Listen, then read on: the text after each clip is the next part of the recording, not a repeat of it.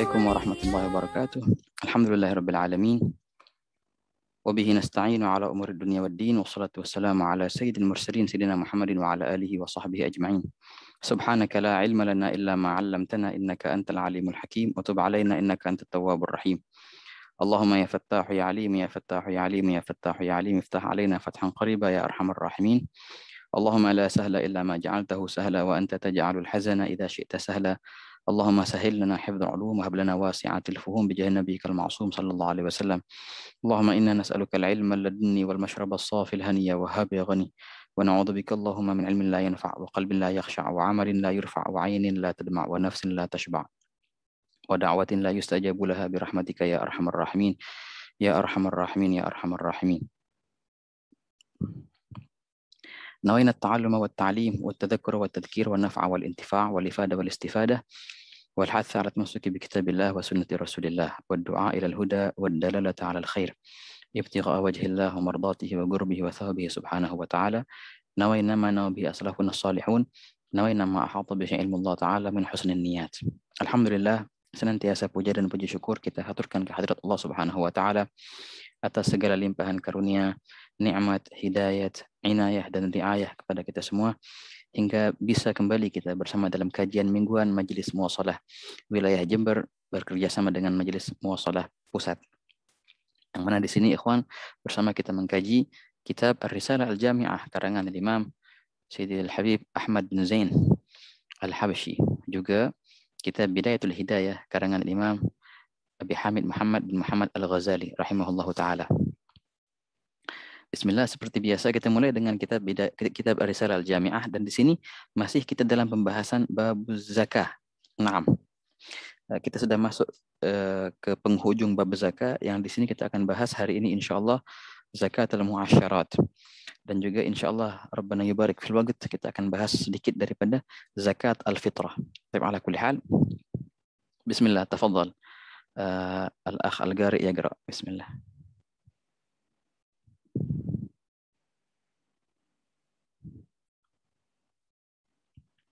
Naam, tafadhal. Bismillahirrahmanirrahim. Rabbi ishrah li sadri wa yassir li amri wahlul 'uqdatam min lisani yafqahu qawli. Qala al-musannif rahimahullahu ta'ala wa nafa'na bihi wa bi ulumihi fid dharain amin. Fawajibul hububi wath-thimari allati sukiyat bi ma'unatin nisful urshri wa bi ghairi ma'unatin al-ushru. طيب يكفي. بسم الله الرحمن الرحيم.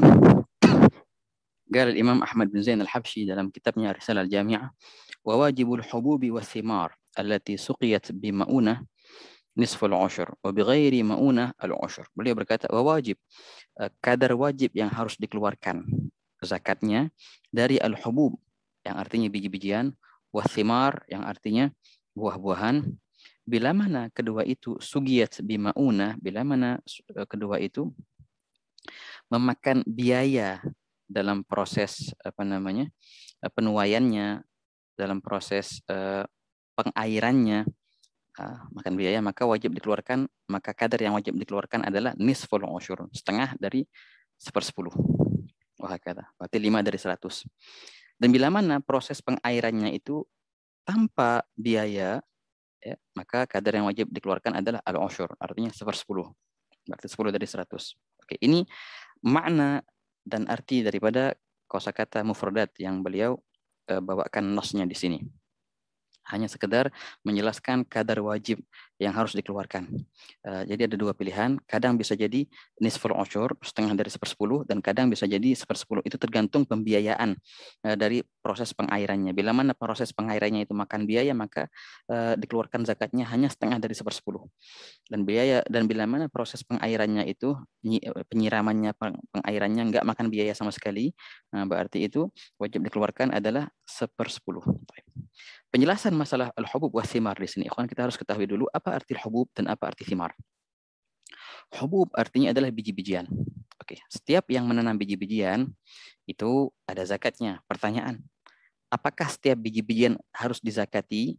Setiap jenis apapun yang kita tanam ada zakatnya? Jawabannya enggak. Biji-bijian yang harus dizakati adalah yang berbentuk makanan pokok, begitu. Yang berbentuk makanan pokok. Dalam istilah mereka, ma yugtatu fi halatil ikhtiyar. Apa yang menjadi makanan pokok pada masa normal, bukan pada masa paceklik. Oke. Sekarang kita di sini pada masa normal kita makan apa? Makan apa namanya, nasi. Berarti kalau seandainya orang nanam beras yang akan timbul nasinya, berarti beras itu ada padi, ada zakatnya di situ. Di sebagian tempat orang apa namanya, makanan pokoknya adalah gandum. Berarti kalau mereka nanam gandum, biji gandum atau terigu itu dizakati. Di sebagian tempat makanan pokoknya adalah jagung. Berarti mereka menanam jagung itu apa namanya, harus dizakati juga. Ini semua makanan pokok di zaman normal. Itulah yang wajib dizakati, dan ini adalah arti daripada biji-bijian. Lain halnya kalau seandainya itu makanan menjadi pokok, ya, tapi makanan itu menjadi pokok hanya di keadaan paceklik. Makanan yang menjadi pokok waktu keadaan paceklik itu tidak masuk dalam kategori al-hubub yang wajib dizakati. Seperti apa? Oke. Pernah terjadi paceklik di beberapa daerah, akhirnya mereka susah untuk menuai beras, padi ataupun gandum. Yang mereka bisa tuai adalah kuaci. Adalah kuaci contohnya gitu. Kuaci adalah makanan pokok mereka, tapi itu menjadi makanan pokok hanya sebagai pengganti dari makanan pokok yang asli. Nah, berarti namanya bukan fi halatul ikhtiar kalau bahasa Arabnya ini. Fi halatul idtirar. Hanya mereka darurat akhirnya makan kuaci gitu. Nah, berarti yang kayak gitu tidak masuk dalam kategori good, tidak masuk dalam kategori al-hubub, biji-bijian yang wajib dizakati. Ala kulli hal. Makanan pokok yang menjadi makanan pokok pada zaman normal itu adalah biji-bijian yang ada zakatnya di situ. Topan di sini banyak sekali, ikhwan, masuk dalam kategori ini, ya beras, apa namanya, padi, gandum, terigu, jagung, adas, salt, wahakala, dzurah, wahakala. Banyak itu di dalam apa namanya, entar kita bahas insyaallah di pembahasan masalah zakatul fitrah. Digabungkan dalam gaul syair, billahi sal syaikhan dhi ramzin haka masalah an fawri zakatil fitri lau ajilah, wahakala. Entar kita apa namanya, bahas itu di masalah zakatul fitrah. Baik. Ini adalah arti daripada hubub atau biji-bijian. Jadi enggak semua biji-bijian yang wajib dizakati, ya. Hanya sebatas makanan pokok di zaman normal. Yang kedua, asimar. Apa arti simar? Buah-buahan. Apakah semua buah-buahan ada zakatnya? Orang nanam apel harus dizakatin, orang nanam semangka. Enggak semua buah-buahan ada zakatnya. Buah-buahan yang ada zakatnya cuma dua, ya ikhwan. Yang pertama adalah tamr, korma. Yang kedua adalah inab, anggur. Nah, dua buah ini sahaja yang wajib dizakatin. Buah-buahan yang lain nggak ada zakatnya. Jadi kalau saat ini ada orang sekebon dia punya apel, satu kebun berapa sekian hektar di semangka, ada zakatnya enggak begitu.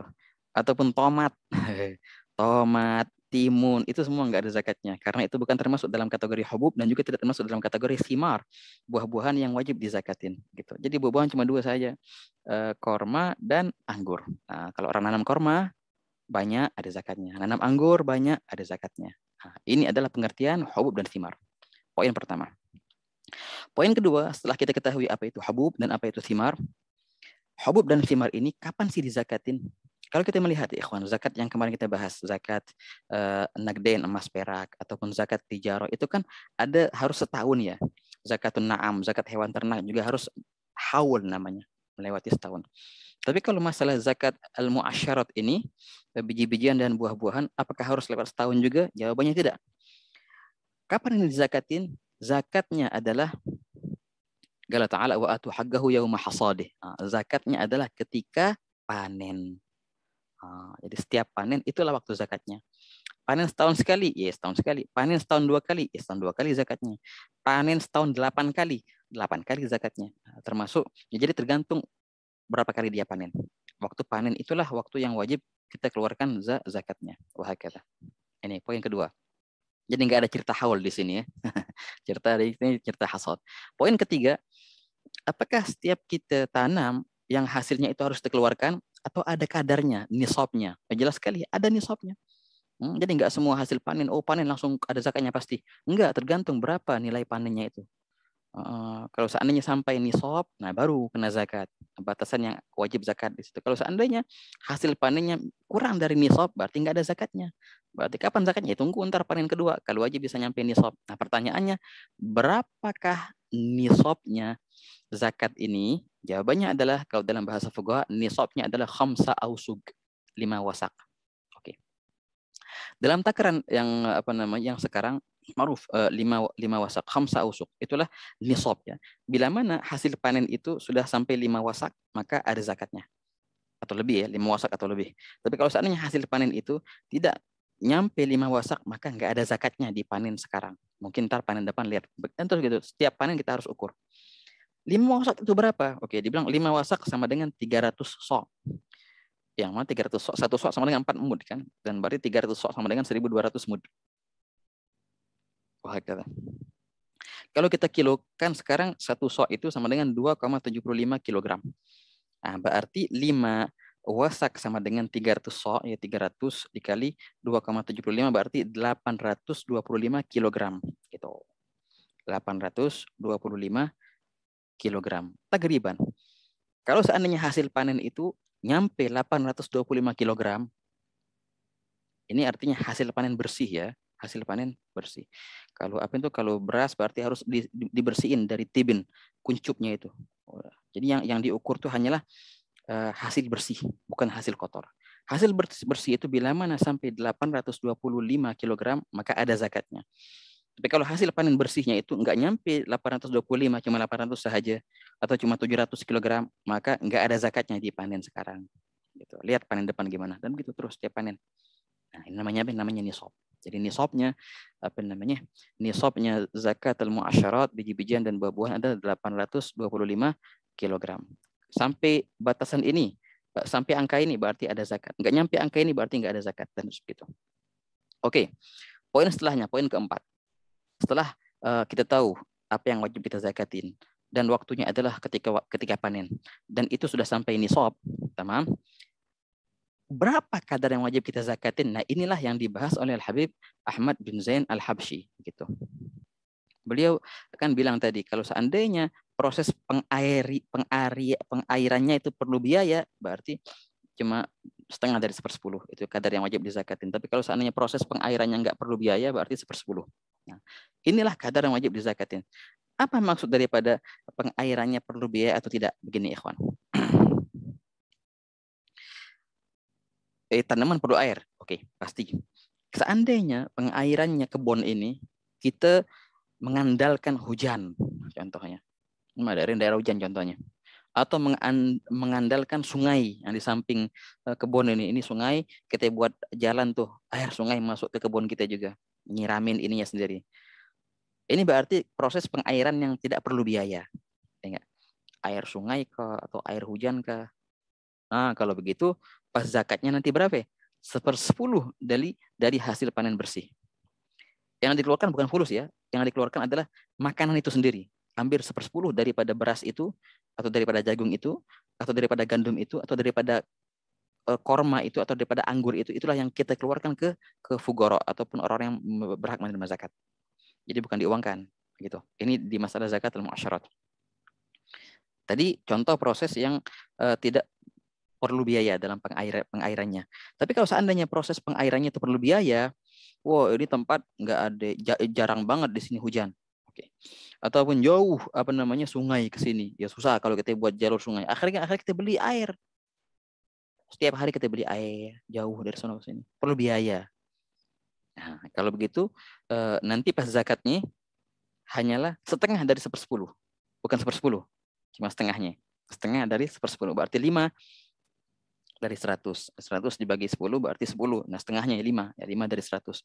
Itulah yang wajib dikeluarkan bila mana kebun ini atau tanaman ini perlu biaya dalam proses pengairannya. Nah, inilah yang yang dibahas oleh Sayyidul Habib Ahmad bin Zain Al-Habsyi dalam kitab Ar-Risalah Al-Jami'ah. Setelah ini beliau langsung beralih ke masalah zakatul fitrah. Nah, insyaallah ikhwan, perihal zakatul fitrah kita akan bahas insyaallah باذنillah di minggu depan insyaallah باذنillah. Tinggal masalah zakat fitrah. Yang ma'ruf biasanya zakat fitrah dibahas di bulan Ramadan. Ala kulli hal. Baik, wallahu a'lam bishawab. Beralih ke kitab kedua, kitab Bidayatul Hidayah. Dan di sini kita masih membahas masalah salat subuh ya. Kemarin kan ceritanya kalau bisa salat subuh berjamaah, kemudian di sini akan dibahas apa namanya zikir-zikir setelah salat subuh itu apa? Apa yang semestinya kita baca setelah salat subuh. Tafadhal al-akh al-qari yaqra, silahkan.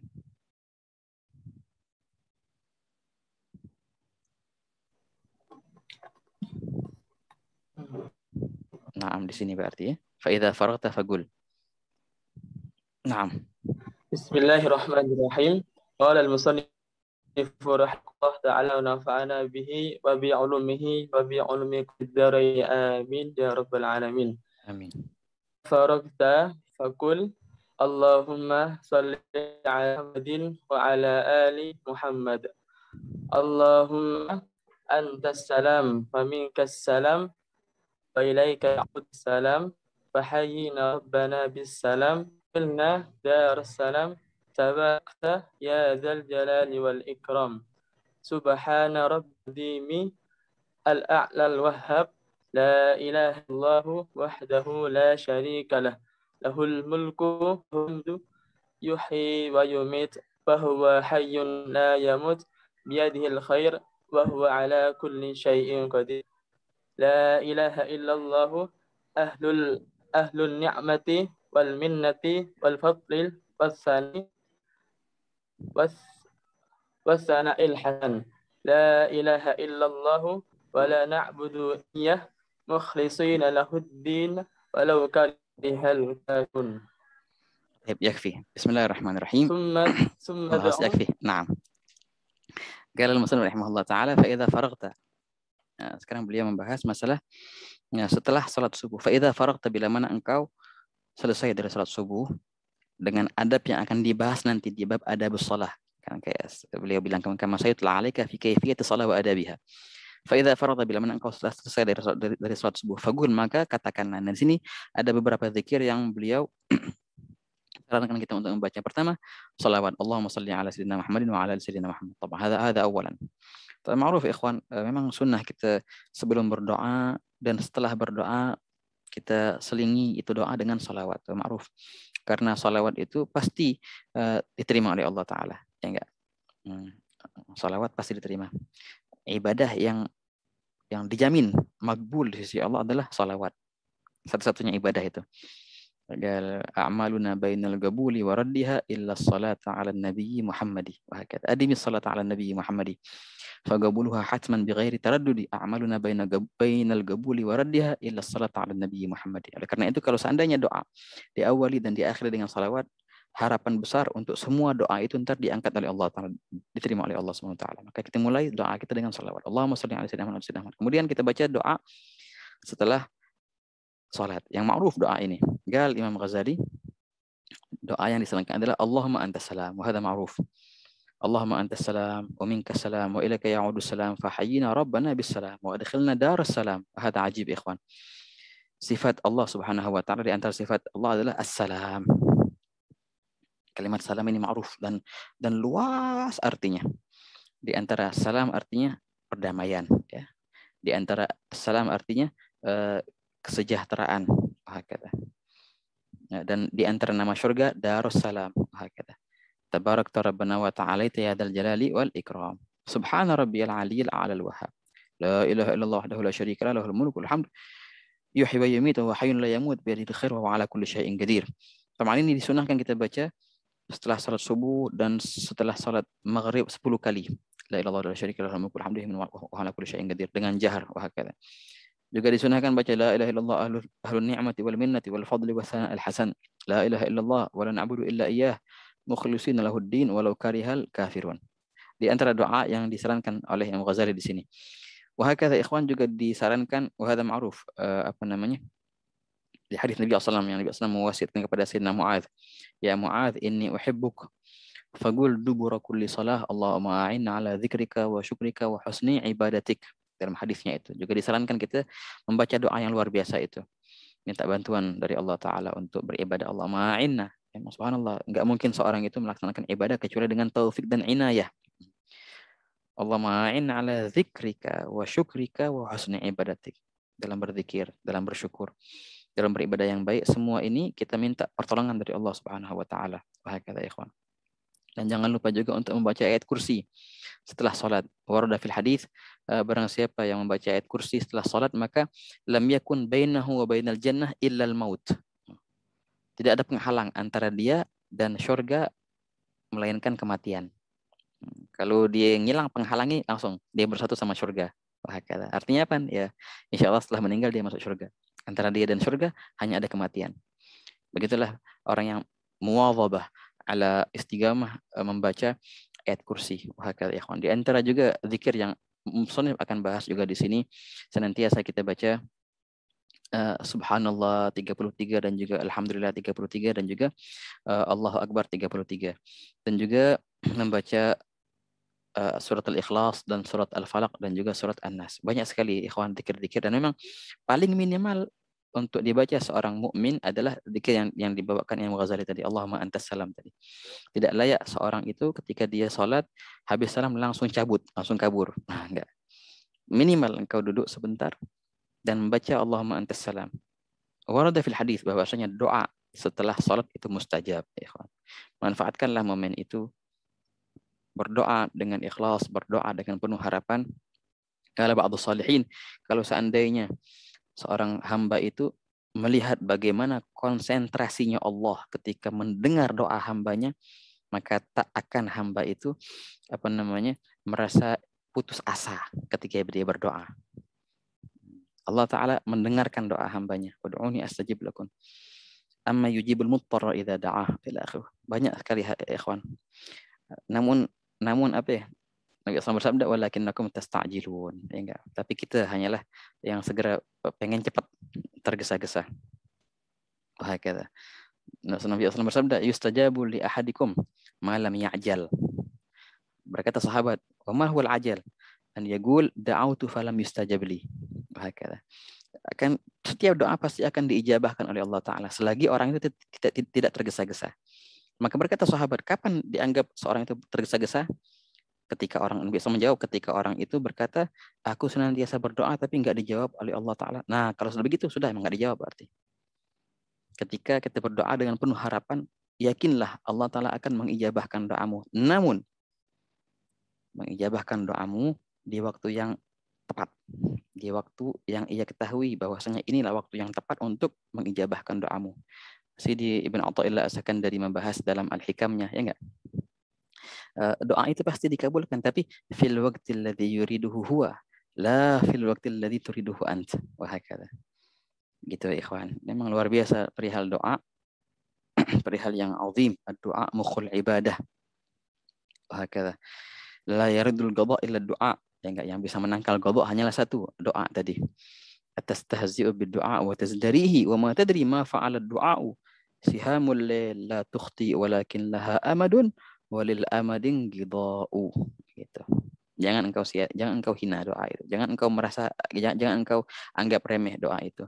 Doa itu bagaikan siham, anak panah yang diarahkan ke sasaran yang pasti tepat. Itu anak panah itu akan mengarah ke sasaran dan dia pasti akan tepat. La tukhti, dia enggak akan melenceng itu. Tapi hanya saja dia memerlukan waktu untuk berpindah dari busur panah itu ke sasaran. Dan tiap-tiap waktu pasti akan berlalu. Berdoalah dengan penuh keyakinan Allah Ta'ala mengabulkan doa kita, ya kawan. Dan memang subhanallah ketika Allah Ta'ala mencintai hambanya, di antara tanda kecintaan Allah Ta'ala kepada hambanya, hamba itu senantiasa diberikan taufik untuk berdoa kepada Allah Ta'ala. Maka bila mana kita melihat seorang yang sering berdoa, maka ketahuilah itu hamba, berarti hamba yang dicintai oleh Allah Ta'ala. Dikit-dikit semoga Allah, dikit-dikit nas'alullah, dikit-dikit asa Rabbana wa hadhal abdul mahbub. Hakadha.